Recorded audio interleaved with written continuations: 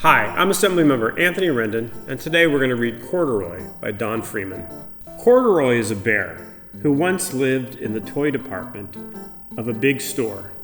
Day after day he waited with all the other animals and dolls for somebody to come along and take him home. The store was always filled with shoppers buying all sorts of things, but no one ever seemed to want a small bear in green overalls. Then one morning, a little girl stopped and looked straight into Corduroy's bright eyes. "Oh, Mommy," she said, "look, there's the bear I've always wanted." "Not today, dear," her mother sighed. "I've spent too much already. Besides, he doesn't look new. He lost the button to one of his shoulder straps." Corduroy watched them sadly as they walked away. "I didn't know I'd lost a button," he said to himself. "Tonight I'll go and see if I can find it."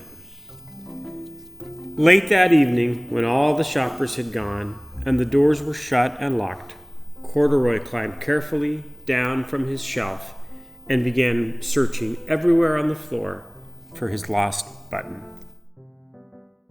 Suddenly, he felt the floor moving under him. Quite by accident, he had stepped onto an escalator, and up he went. Could this be a mountain, he wondered?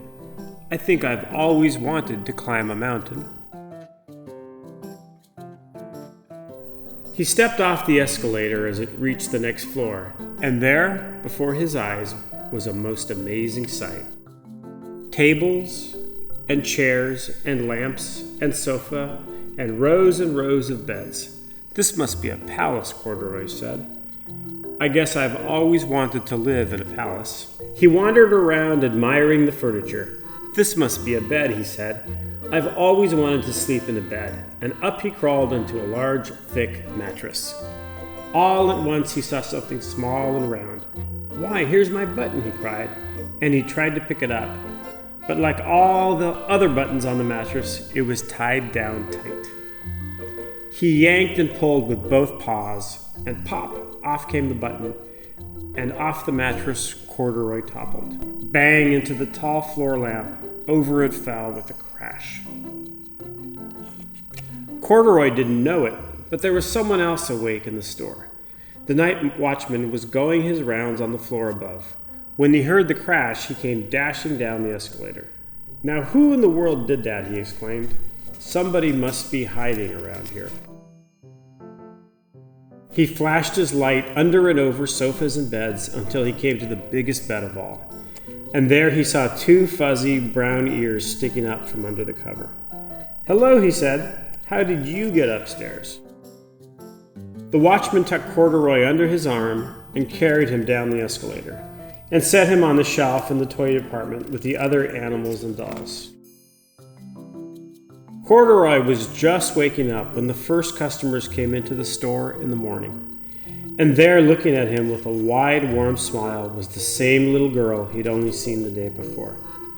"I'm Lisa," she said, "and you're going to be my very own bear. Last night I counted what I've saved in my piggy bank, and my mother said I could bring you home." "Shall I put him in a box for you?" the saleslady asked. "Oh, no, thank you," Lisa answered, and she carried Corduroy home in her arms. She ran all the way up 4 flights of stairs into her family's apartment and straight to her own room. Corduroy blinked. There was a chair and a chest of drawers, and a girl-sized bed stood a little bed, just the size for him. The room was small, nothing like that enormous palace in the department store. "This must be home," he said. "I know I've always wanted a home." Lisa sat down with Corduroy on her lap and began to sew a button on his overalls. "I like you the way you are," she said, "but you'll be more comfortable with your shoulder strap fastened." "You must be a friend," said Corduroy. "I've always wanted a friend." "Me too," said Lisa, and gave him a big hug. Thank you so much. I hope you enjoyed it as much as I did.